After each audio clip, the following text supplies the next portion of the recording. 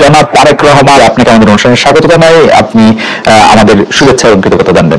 আরো আছেন জাতীয় নাগরিক পার্টির যুব আহ্বায়ক ডক্টর তাজনুরা জাবিন। ডক্টর তাজনুরা জাবিন, আপনাকে আমাদের অনুষ্ঠানে স্বাগত জানাই। আপনি আমাদের সাথে যুক্ত হয়েছেন, আর সেই জন্য আমাদের কৃতজ্ঞতা জানবেন।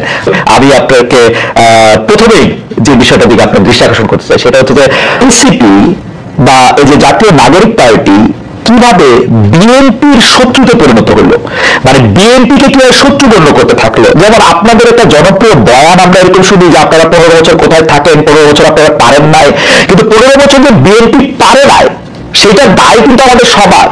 যেমন এই বৈষম্য বিরোধী ছাত্র আন্দোলন যখন জীবনের ঝুঁকি নিয়ে রাস্তায় এসে দাঁড়ালো, তারা যখন মরতে শুরু করেছিল, আপনিও প্ল্যাকার্ড দিয়ে রাস্তায় দাঁড়িয়েছেন, আপনি একজন পেশাজীবী, আমরাও আমাদের জায়গা থেকে যা করার দরকার তা করতে চেয়েছি, তা করতে চেষ্টা করেছে। কিন্তু বিএনপি যখন করতে চেয়েছে, বিএনপি যখন শেখ হাসিনাকে সরাতে চেয়েছে, তখন আমাদের কাউকে কিন্তু পাশে পায় নাই। এই 15 বছর ধরে সংগ্রামরত, তারপর হচ্ছে বিভিন্নভাবে মজলুম দলটা কিভাবে এনসিপির সবচেয়ে বড় প্রতিপক্ষতে পরিণত হলো। তারা কথায় কথায় বিএনপিকে শ্লেষ করে, বিএনপি পারে নাই, বালুর ট্রাক সরাতে পারে নাই, দৌড়ানি দিয়ে এই আগে যদি দিতেন তাহলে এতদিন ওরা পলায় যেত, এইগুলো বিএনপিকে কেন শুনতে হচ্ছে? মানে বিএনপির অপরাধটা কি? এবং সেটা কিন্তু আজকে থেকে না, প্রথম দিন থেকে। এবং বিএনপির অপরাধ আমি সরাসরি দেখি যে বিএনপি একটা নির্বাচন চায় এবং নির্বাচন করে এটা দেখতে চায় যে কারা আসলে কর্তৃক দিতে পারে। আপনি যদি আমাদের একটু বলতেন। এই 5 আগস্টের পরে কিন্তু প্রত্যেকটা ফ্যাসিবাদ বিরোধী শক্তি যার যার ব্যানারে ফেরত গেছে। এখন যখন গণ অভ্যুত্থানটা নিয়ে প্রশ্ন ওঠে, গণ অভ্যুত্থানের ভাগিদার নিয়ে প্রশ্ন ওঠে, সবাইকে কিন্তু সমান তার সেটার অংশীদার তারা দাবি করে, খুব ভালো কথা। কিন্তু যখন ব্যর্থতা বা কোনো ধরনের জবাবদিহিতার মধ্যে পড়তে হয়, তখন কিন্তু শুধু ছাত্র তরুণদেরকে পড়তে হয় বা এই গুটি কয়েক ছাত্রকে ধরে পড়তে হয় যে, এবং এই শত্রু বা তারা 15 বছরে কিছু পারে না, এই কথাটা কিন্তু শুধু ছাত্র তরুণদের পক্ষ থেকে যায় না, তা জনগণের পক্ষ থেকেও যায়। আপনি যদি আপনাদের এই অনুষ্ঠানগুলোর নিচে কমেন্ট গুলো দেখেন, কখনো যদি চোখে পড়ে, এখানে কিন্তু যারা যাদের প্রকৃত অর্থে যাদের অ্যাকাউন্ট আছে, এরকম অনেক মানুষ কিন্তু খুব সুন্দর সুন্দর কথা লেখে এবং তাকে অ্যাটাক করে না, খুব গঠনমূলক ভাবে কিন্তু লেখে। এটা যদি কিন্তু আপনারা নিজেরাও বুঝতে পারবেন এবং আশেপাশের মানুষ থেকে বুঝতে পারবেন যে গত 15 বছরে একটা যোগ্য বিরোধী দল হওয়ার ব্যর্থতা কিন্তু এদেশকে ভুগিয়েছে, একটা সফল বিরোধী দল হওয়ার ব্যর্থতা কিন্তু এদেশকে ভুগিয়েছে। এটা শুধু ছাত্র জনতা হিসেবে আমরা যে বলি যে বা এনসিপি নতুন করে যেটা বলে ব্যাপারটা তা না। আরেকটা বিষয় হচ্ছে এই শত্রু বা এই মুখোমুখি দাঁড় করানোর ব্যাপারটা কিন্তু এক দিক থেকে না। আপনি দেখবেন এই যে কিছুদিন আগে এক টক শোতে আমার এক সমালোচক বলছিলেন, আমি 90 সালের গণ অভ্যুত্থানের একটা কথা বলছিলাম, আমি বলছিলাম 90 সালে তোমার বয়স কত ছিল, বেয়াদব, অপরিপক্ক, আদব কায়দা জানে না, তোমাদের বয়সে মানে এক একজনের আমাদের রাজনৈতিক জীবন বা রাজনৈতিক পথ চলা তোমাদের বয়সের বেশি। এই যে খাটো করে দেখা, যে হিরো করে দেখা, এটার প্রতিক্রিয়াতেও কিন্তু কিছু কথা চলে আসে। আসেন আমরা আমরা একটু আমার ব্যর্থতা, আমার প্রশ্নটা আসলে বুঝতে পারছি কিনা যায় না। আমার কাছে যেটা মনে হয়েছে যে বিএনপি গত 13 বছর ধরে স্পেসিফিকলি বললে যে 2012 সালের পর থেকেই বিএনপি এই একটা সরকারের কাছে একটা দাবি জানা আসতেছে, দরকার হলে সরকারকে বলতেছে ক্ষমতা নিয়ে একটা সুষ্ঠু নির্বাচনের কথা বলতে। এবং এইটার মধ্যে কিন্তু বিএনপি কোনোদিন কোনো আড়াল নিতে পারে না। বিএনপি কিন্তু কোনো ছাত্রলীগের মধ্যে দিয়ে বলতে পারে না যে বঙ্গবন্ধু মহান নেতা, আমরা সবাই বঙ্গবন্ধুকে ভালোবাসি, এই কথা বলে কিন্তু বিএনপি রাজনীতি করতে পারে না। বিএনপিকে রাজনীতিটা করতে হয়েছে বিএনপির কথা বলেই, শেখ হাসিনার এগেইনস্টে কথা বলেই বিএনপি রাজনীতি করতেছে। তার জন্য মামলা, মোকদ্দমা, জেল, জুলুম যত কিছু করছে, চা খাচ্ছে। বৈষম্য বিরোধী ছাত্র আন্দোলনের নেতারা কিন্তু শেখ হাসিনার বিরুদ্ধে ফেসিবাদী আন্দোলনে গেছে হচ্ছে অনেক পরে, অনেক জায়গার পরে। সেখানে তাদেরকে আমরা মুক্তিযুদ্ধের স্লোগান দিতে দেখছি, তাদেরকে আমরা বঙ্গবন্ধুর ভাষণ দিতে দেখছি, এবং আমরা দেখছি যে তারা নানাভাবে নানা ধরনের আড়াল নিচ্ছেন। বিএনপিকে কিন্তু বিএনপি সুযোগটা পায় না। আমার প্রশ্নটা হচ্ছে, যে বিএনপি এত ত্যাগ করলো এবং তারা কিন্তু সরকারে গিয়ে 3 জন মন্ত্রী হয় নাই, 3 জন মন্ত্রী এই বৈষম্য বিরোধী ছাত্ররাই হয়েছে, তারা কিন্তু কোনো কিছু দখল করে না। তাদের একটাই চাওয়া ছিল ইলেকশনে যাওয়া, এবং ইলেকশন যাওয়ার পর থেকে বিএনপিকে কি শুনতে হয়েছে আপনাদের কাছ থেকে আপনি দেখেন। আমি ছোট করে একটু বলি, আমার মাফ করবেন, আপনাদের কাছে শুনতে হয়েছে বিএনপি নাকি আওয়ামী লীগকে পুনর্বাসন করতেছে। বিএনপি নাকি আওয়ামী লীগকে নিয়ে আসতেছে, আওয়ামী লীগ দিয়া বিএনপির নেতারা যেভাবে ক্ষতিগ্রস্ত হয়েছে তার 100 ভাগের একবার বাংলাদেশে কেউ হয় নাই। এরপরে বিএনপি কেন্দ্রে শত্রু হলো এনসিপি, এইটার কারণটা কি, মানে বিএনপিকে ক্ষমতা থেকে ঠেকানোটা কেন এত জরুরি হয়ে পড়লো? এখানে এটা শত্রুতার প্রশ্ন না খালেদ ভাই। এই যে কেন শুধু সুষ্ঠু নির্বাচনে চেয়েছিল, নির্বাচন কেন্দ্রিক রাজনীতি তারা করেছে। এই যে হাসিনা কিভাবে এই 3টা অবৈধ নির্বাচন করে ফ্যাসিস্টের সাম্রাজ্য টিকে রেখেছিল, তাদের রাজনীতিটাই ছিল নির্বাচন কেন্দ্রিক। কারণ নির্বাচন বলেই শুধু গণতন্ত্র হবে, গণতন্ত্র ফিরে আসবে, এটা তাদের একটা রাজনৈতিক একটা চালের, এটা বা তাদের কি বলবো আমি পরিকল্পনার ভুল বলবো, যে তারা সবসময়, আপনি বলছেন যে তারা সবসময় সুষ্ঠু নির্বাচনই চেয়েছে। কেন তারা হাসিনার এই যে তার যে সাম্রাজ্য, 3টা বিভাগ, এই যে সবকিছু তার একক কর্তৃত্বে, একক হাতে, প্রত্যেকটা রাষ্ট্রীয় প্রতিষ্ঠানের একটা ইট পাতা যে হাসিনার কথা ছাড়া বা স্বৈরশাসকের কথা ছাড়া চলতো না, বা মানুষকে সম্পৃক্ত করার যে রাজনীতি, এটা তো বিএনপি করতে ব্যর্থ হয়েছে। এবং জনগণের কথা না বলে, জনগণ এই যে এখনো তারা যে 31 দফায় বলে বলে যে সব গণভোট অসম্ভব বলছে, যে সবাই আমরা জনগণকে সম্পৃক্ত করতে চাচ্ছি, বিএনপি আবার সেসব জায়গায় জনগণকে দূরে ঠেলে দিয়ে আবার নির্বাচনের কথা বলছে। এখানে কিন্তু আপনি দেখেন তারা কিন্তু আবার জনগণকে নিজেদের থেকে দূরে সরাচ্ছে। জনগণ কিন্তু তাদেরকে চাচ্ছে, এবং তারা একটা প্রতিষ্ঠিত রাজনৈতিক দল, তারা নির্যাতিত রাজনৈতিক দল। আপনি নিজেই বলছেন যে তারা সবসময় সুষ্ঠু নির্বাচন চেয়েছে। একটা দেশে গণতন্ত্র কি শুধু সুষ্ঠু নির্বাচনের একমাত্র, শুধু সুষ্ঠু নির্বাচনের মধ্যে এই নির্বাচন ব্যবস্থাটা কিরকম, এই নির্বাচনটা দাঁড়িয়ে আছে কিসের উপর? এই যে এই নির্বাচন কমিশনার গুলা, বিচারক এবং প্রত্যেকটা রাষ্ট্রীয় প্রতিষ্ঠান, তাদের মন্ত্রিসভা গুলা কিসের উপর দাঁড়িয়ে আছে? আইন শৃঙ্খলা বাহিনী, পুলিশ, র্যাব, প্রত্যেকটা গোয়েন্দা বাহিনী কিসের উপর দাঁড়িয়ে আছে? এগুলো সংস্কারের কথা, এগুলোর বিরুদ্ধে কথা, প্রত্যেক সবসময় তাদের একটা উপর দিয়ে কথা, যে চেষ্টা করা হবে, পরিবর্তন করা হবে। এই কিন্তু স্পেসিফিকলি উপায়টা কি, পথটা কি, তারা জনগণের কাছে সেটা পরিষ্কার করে না, যেটা ছাত্র জনতা বা এখন পরবর্তীতে হয়েছে। হয় আন্দোলনটা কোটা বিরোধী আন্দোলন দিয়ে শুরু হয়েছিল, এবং সবসময় কিন্তু এটা একটু বাংলাদেশের ইতিহাসে প্রথম না, একটা দিয়ে শুরু হয়েছিল। কিন্তু এই পুঞ্জীভূত যে স্বৈরশাসকের 15 বছরের যে পুঞ্জীভূত ক্ষোভ, সেটা কিন্তু প্রকাশিত হয়েছে একটা সিস্টেমে, একটা ধাপ পেরিয়ে কিন্তু সেটা বেরিয়েছে।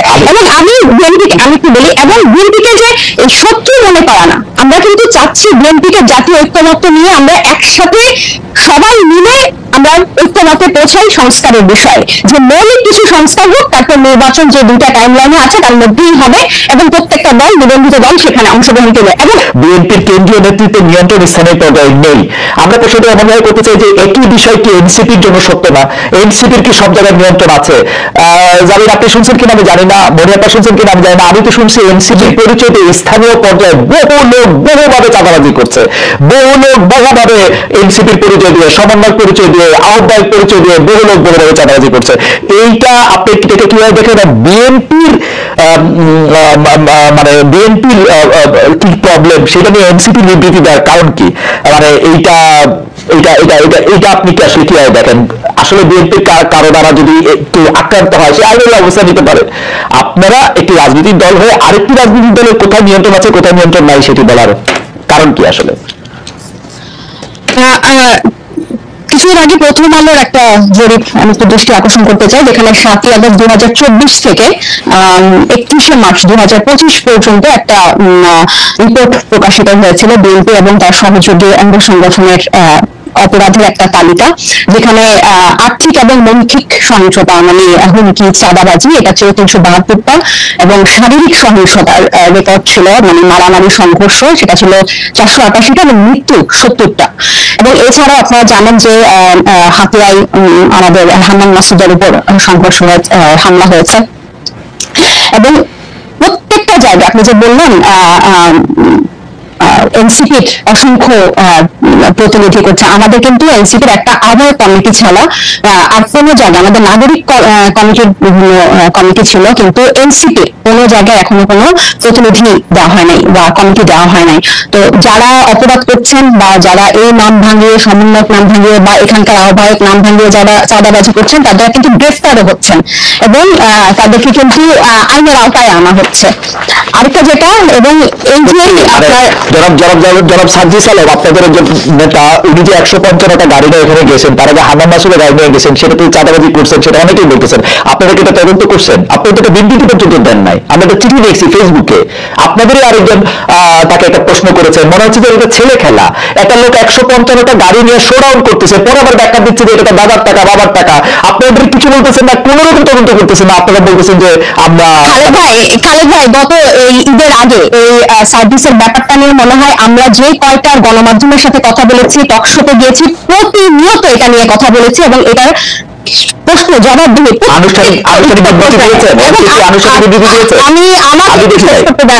আমাকে একটু শেষ করতে দেন। যেখানে যে মানে আমাদের তো শুধু একজন তারেক রহমান নাই যে যদি কথা বললে এই কথাটাই মানে বেদবাক্য হবে।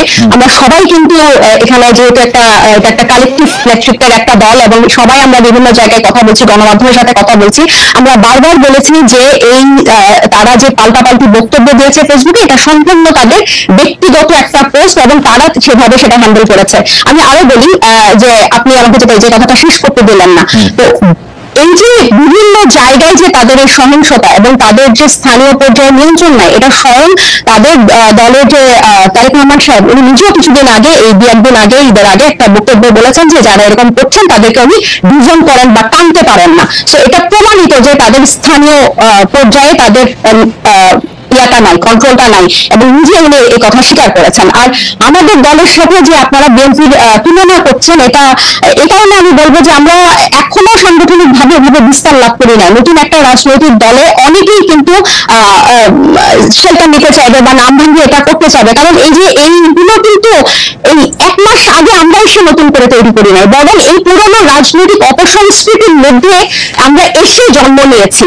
তো এখন আমাদের উপর দায়িত্ব এসব রাজনৈতিক অপসংস্কৃতি পরিষ্কার করা এবং ফেরেশতার মতো বিহেভ করা। আমরা কিন্তু আপনাদের দায়িত্ব হচ্ছে ওই সংস্কৃতিটা বেশি করে করা। একটু আমি শেষ করি, ওই সংস্কৃতি বেশি করে না, ওই সংস্কৃতির বিরুদ্ধে কথা বলা। আমরা এই রাজনৈতিক অপসংস্কৃতির বিরুদ্ধে কথা বলতে চাই এবং এটা শুধু বিরুদ্ধে কথা বলা না, আমরা এটা চর্চাটাও করতে চাই।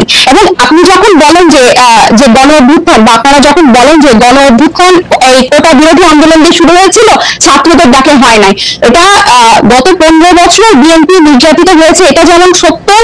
24-এর গণ অভ্যুত্থান বৈষম্য বিরোধী ছাত্র আন্দোলনের ব্যানারে হয়েছে, বিএনপি সেই ব্যানারে এসে আন্দোলনে অংশ নিয়েছে, সেটা সমান পরিমাণ সত্য।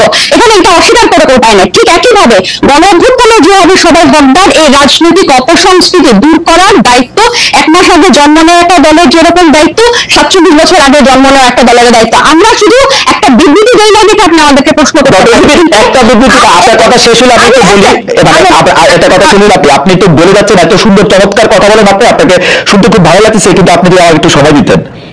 জি বলেন। আপনি বলতেছেন একটা বিবৃতির কথা, আপনি একটু খেয়াল করে দেখেন, আপনারা 5 স্টার হোটেলে ইফতারি কোথায় করলেন, কে আপনাকে চাঁদা দিল, সেই বিবৃতিটা আপনারা বিবৃতিতে জানান নাই।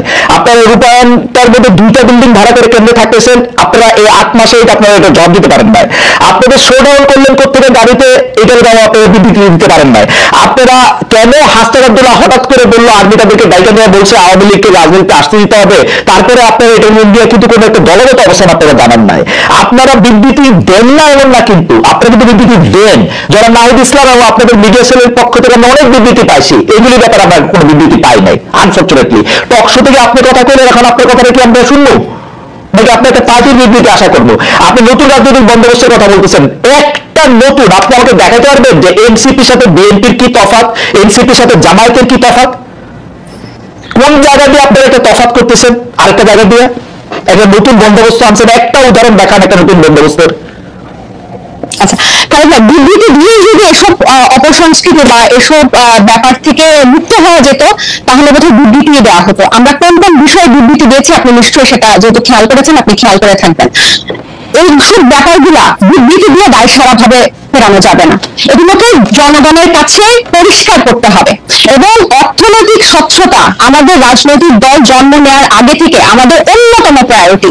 শুধু বাংলাদেশে কোনো রাজনৈতিক দলের এই গত 53 বছরের রাজনৈতিক সংস্কৃতিতে অর্থনৈতিক স্বচ্ছতা কখনো কোনো রাজনৈতিক দল দেখায়নি। এবং আমরা জন্ম নেওয়ার আগে থেকে এই আলোচনা, আপনি যে 8 মাস বললেন, জন্ম নিয়েছে 1 মাস আগে, এর আগে থেকে আমরা যখন এই প্রক্রিয়ার মধ্যে ছিলাম, এটা ছিল আমাদের অন্যতম প্রায়োরিটি। আপনার একটা জিনিস, একজন ব্যক্তি একটা একটা রাজনৈতিক দলের একজন দুজন কিছু করবে সেটাকে ডিফেন্ড করে একটা বিবৃতি দিয়ে কিন্তু ব্যাপারটা থেকে দায় সারা হওয়া যাবে না, বরং আমাদের আমাদের আমাদের হোমওয়ার্কটা হচ্ছে, আমাদের কর্মযজ্ঞটা হচ্ছে এই জিনিসটা কিভাবে স্বচ্ছভাবে মানুষের কাছে পরিষ্কার করা যায়, যাতে এটাই হচ্ছে আমাদের বিএনপি এবং জামাতের থেকে আমাদের পার্থক্য।